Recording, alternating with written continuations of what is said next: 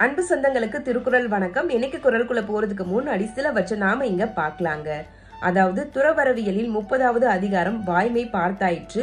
இப்பொழுது 31வது அதிகாரம் வெகுளாமை பார்க்க போகிறோம்.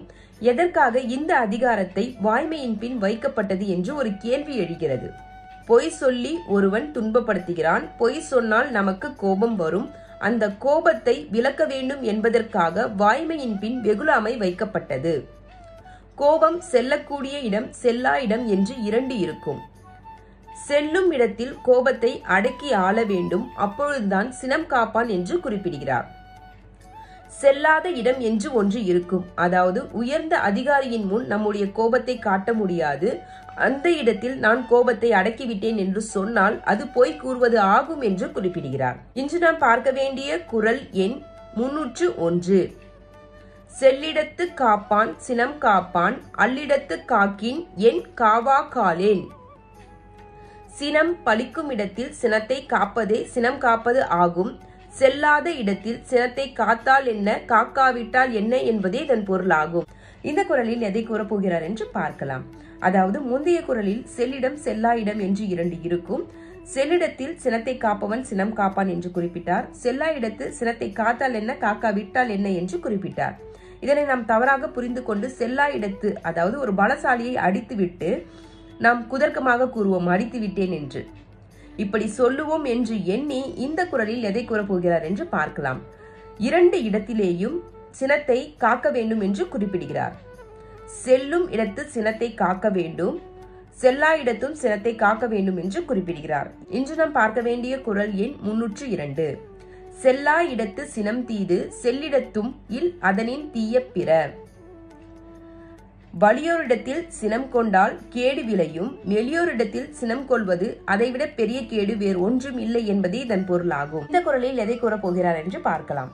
முந்தைய குறளில் கோபத்தை அடக்க வேண்டும் என்று முந்தைய குறளில் சொன்னார். அதுக்கு அடுத்த குறளில் என்ன கூறினார் என்று பார்த்தால், செல்லும் இடம் செல்லா இடம் 2 இடத்திலேயும் கோபத்தை அடக்க வேண்டும் என்று குறிப்பிட்டிருந்தார்.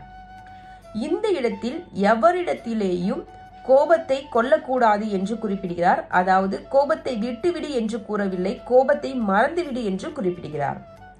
மறந்து விடுகிறோம் சரி, எதனால் மறக்க வேண்டும் என்று ஒரு கேள்வியை எழுப்பினால் மிக அழகாக பதிலளிக்கிறார். நல்லதை சார்ந்திருந்தால் நல்லது நடக்கும், கெட்டதை பற்றி இருந்தால் கெட்டதே நடக்கும். அதனால் கோபத்தை மறந்துவிடு, கோபம்தான் தீமைக்கு காரணம் என்று குறிப்பிடுகிறார். இன்று நாம் பார்க்க வேண்டிய குறள் எண் 303. மறத்தல் வெகுளியை யார் மாட்டும், தீய பிறத்தல் அதனான் வரும். தீமை கோபம் கொள்வதால் ஏற்படுகிறது. ஆதலால் எவரிடத்திலேயும் கோபம் கொள்ளாமல் இருப்பதே சரி என்பதே இதன் பொருளாகும். இந்த குறளில் எதை கூறப்போகிறார் என்று பார்க்கலாம். அதாவது யார் மீது கோபம் வருகிறது என்று ஒரு கேள்வியை எழுப்புகிறார். பகைவர் மீது கோபம் வருகிறது. பகையில் மிகப்பெரிய பகை எது தெரியுமா என்று கேள்வியை எழுப்பி மிக அழகாக பதிலளிக்கிறார். கோபம்தான் மிகப்பெரிய பகை என்று பதிலளிக்கிறார். நாம் ஒருவர் மீது கோபம் கொண்டால் நம்முடைய மகிழ்ச்சி, சிரிப்பு 2ம் நம்மை விட்டு சென்று விடுமாம். உதாரணத்திற்கு ஒருவர் பகை கொண்டிருக்கிறோம், அவர் நம்மிடம் வந்தால் நாம் அவர் வரும்பொழுது நம்முடைய முகத்தை திருப்பிக் கொள்வோம். மகிழ்ச்சி போய்விடும், சிரிப்பு போய்விடும். இது வேண்டாம் என்று குறிப்பிடுகிறோம். இன்று நாம் பார்க்க வேண்டிய குறள் எண் 304. நகையும் உவகையும் கொல்லும் சினத்தின் பகையும் உளவோ பிற. சினம் சிரிப்பையும் மகிழ்ச்சியையும் அழித்துவிடும், முகமும் அகமும் மலர விடாமல் செய்யும். இதைவிட வேறு பகை உண்டோ என்பதே இதன் பொருளாகும். திருக்குறளை நம் தமிழ் பாடமாக படிக்காமல் வாழ்க்கை பாடமாக படித்தால் நம்முடைய வாழ்க்கை வளமானதாக இருக்கும் என்பதில் மாற்று கருத்தே கிடையாது. திருக்குறள் நெறியின்படி வாழ பழக வேண்டும், கோபத்தை கைவிட்டு விட வேண்டும் என்று குறிப்பிடுகிறார். கோபத்தினால் பகை வருகிறது.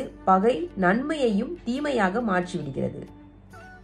ஒருவர் மீது கோபம் கொண்டு அவர் மீது பகையை வளர்த்து அவருக்கு நாம் தீமை செய்கிறோம் என்று வைத்துக் கொள்வோம். காலம் ஒருபோதும் ஒரே மாதிரி இருக்காது. நாளை அவன் பலசாலியாக மாறும் பொழுது கோபத்தின் காரணமாக நமக்கு அவன் தீமையை செய்வான். இன்று நாம் பார்க்க வேண்டிய குறள் எண் 305. தன்னைத்தான் காக்கின் சினம் காக்க காவாக்கால் தன்னையே கொல்லும் சினம். தன்னை காத்துக்கொள்ள விரும்பக்கூடியவன் தன் சினத்தை காத்துக்கொள்ள வேண்டும், இல்லையில் அந்த சினமே அவனை அழித்துவிடும் என்பதே இதன் பொருளாகும். இந்த குறளில் எதை கூறப்போகிறார் என்று பார்க்கலாம். ஒவ்வொரு குறளிலும் கோபம் கொள்ளக்கூடாது என்று குறிப்பிட்டுக் கொண்டே இருக்கிறார். கோபம் நன்மையையும் தீமையாக மாற்றும் வல்லமை உடையதாம். கோபம் நம்மை அழிப்பது மட்டுமின்றி நமக்கு துணையாக இருப்பவர்களையும் நம்மிடம் இருந்து நீக்கிவிடும் என்று குறிப்பிடுகிறார். உயர்ந்தோர்கள் கோபம் உள்ளவர்கள் இடத்தில் நட்பு பாராட்ட மாட்டார்கள். ஏனென்றால் அவர்களின் மதிப்பு அவர்களுக்கு தெரியும். கோபம் நம்மை தாழ்த்திவிடும் என்று குறிப்பிடுகிறார். இன்று நாம் பார்க்க வேண்டிய குறள் எண் 306. சினம் என்னும் சேர்ந்தாரை கொல்லி, இனம் என்னும் ஏமம் புனையை சுடும். சேர்ந்தாரை கொல்லி என்னும் கோபம் சேர்ந்தவரை மட்டுமின்றி அவருக்கு துணையாக இருந்தவரையும் அழித்துவிடும் என்பதே இதன் பொருளாகும். இந்த குறளில் எதை கூறப்போகிறார் என்று பார்க்கலாம். அதாவது கோபத்தை தகுதியாக வைத்துக் கொண்டு கீழுள்ளவர்களை மிரட்டலாம் என்று சிலர் எண்ணுகிறார்கள். அது தவறு என்று குறிப்பிடுகிறார். மனதில் கோபத்தை வைத்திருப்பது கேடில்தான் முடியும் என்றும் குறிப்பிடுகிறார். இதற்கு ஓமையாக நிலத்தில் கையை அடித்தது போன்று என்று குறிப்பிடுகிறார். எப்படி நிலத்தில் கையை அறைந்தால் தாக்குப்படுமோ அதுபோல் உன் மனதில் கோபம் இருந்தால் கட்டாயம் கேடு விளையும் என்று குறிப்பிடுகிறார். இன்று நாம் பார்க்க வேண்டிய குறள் எண் 307. சினத்தை பொருளென்று கொண்டவன் கேடு, நிலத்தறைந்தான் கைப்பிழையா தற்று. நிலத்தில் கையை அறைந்தால் கை தாக்குப்படும், அதுபோல் கோபம் உன்னில் இருந்தால் நீ வேதனைக்கு உள்ளாவாய் என்பதே இதன் பொருளாகும். இந்த குறளில் எதை கூறப்போகிறார் என்று பார்க்கலாம். திருக்குறளை நாம் தமிழ் பாடமாக படிக்காமல் வாழ்க்கை பாடமாக படித்தால் நம்முடைய வாழ்க்கை வளமானதாக இருக்கும் என்பதில் மாற்று கருத்தே கிடையாது. ஒருவன் உனக்கு ஒரு துன்பம் செய்கிறான், சரி, தொடர்ந்து துன்பங்களை செய்து கொண்டே இருந்தால் எவ்வாறு பொறுப்பது என்று ஒருவன் திருவள்ளுவரிடம் கேள்வியை எழுப்புகிறார். அதற்கு திருவள்ளுவர் அவர்கள் மிக அழகாக பதிலளிக்கிறார். பொறுப்பது என்பது சற்று கடினமான ஒன்றுதான், ஆனால் அதை சரிவர செய்ய வேண்டும் என்று குறிப்பிடுகிறார்.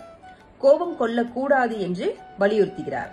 இன்று நாம் பார்க்க வேண்டிய குறள் எண் 308. இனரெறி தோய் வண்ண இன்னா செய்யினும் புணரின் வெகுளாமை நன்று.